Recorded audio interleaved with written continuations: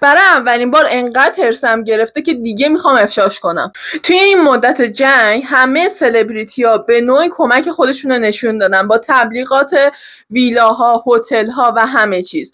ولی سایت جاباما از این موقعیت داشتش سوء استفاده میکرد.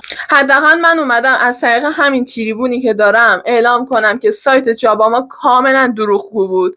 همین الان عکسش رو واسهتون این زیر میذارم که جواب پیام هم نمیداد و فقط در صورتی که خونه آوار بشه روی سر ملت کمک میکردش که یه اسکان رایگان به مردم بده.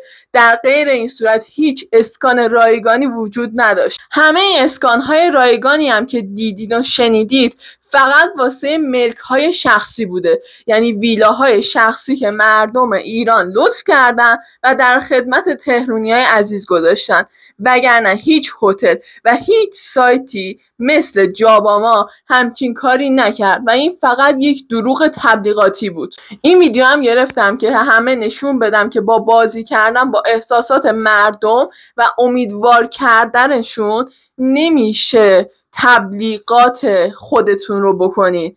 این کار واقعا کار انسانی نیست که این کار رو میکنید. تا جایی که میتونی این ویدیو رو شیر کن که همه متوجه این بشن و دست تک تک مردمی که ویلاهای شخصیشونو، خونه های شخصیشونو در اختیار مردم گذاشتن درد نکنه و دمتون گرم.